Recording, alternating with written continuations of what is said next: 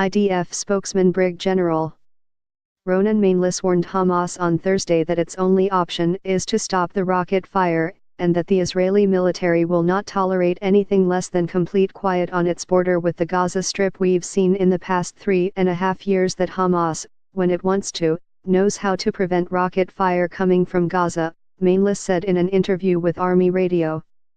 Be the first to know, join our Facebook page.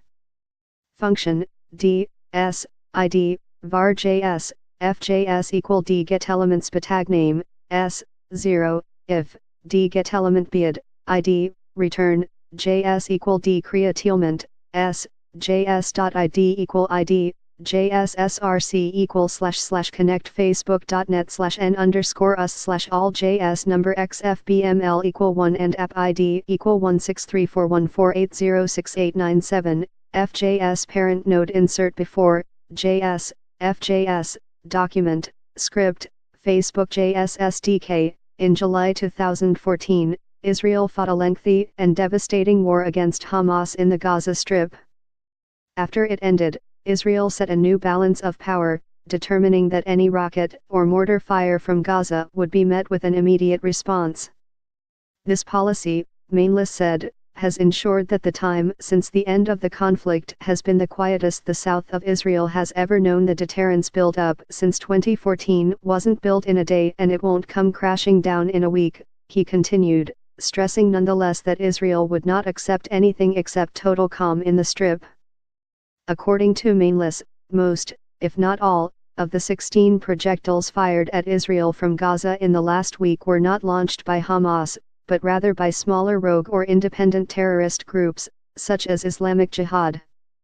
Nevertheless, he reaffirmed that the IDF holds Hamas responsible for everything that happens within Gaza and for anything that comes out of it. The Army Radio interviewer, veteran investigative journalist Ilana Dayan, asked whether Hamas allows these more marginal extremist groups to continue firing at Israel. In so many words, the answer was yes. Hamas is playing a double game, and it's a game we can't allow, Mainlis said. On the one hand, it tries to prevent launches from certain areas, and on the other, it calls for an intifada uprising and tries to bring masses of people to protest along the security fence. Tensions along Israel's border with the Gaza have been high as of late, after U.S. President Donald Trump announced that the United States recognized Jerusalem as Israel's capital and would move its embassy there.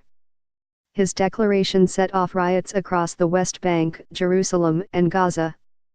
16 rockets have been fired toward Israeli territory over the past week, including 3 Wednesday night. 3 were wounded. IDF confirms 2 interceptions above Sderot.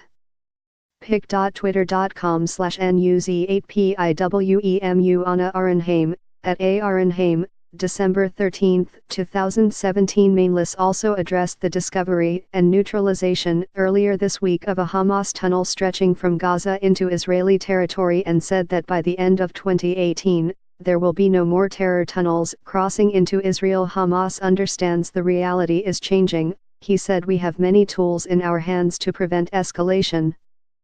But before anything else, we want complete quiet on the border. Not just a little rocket fire. Complete quiet.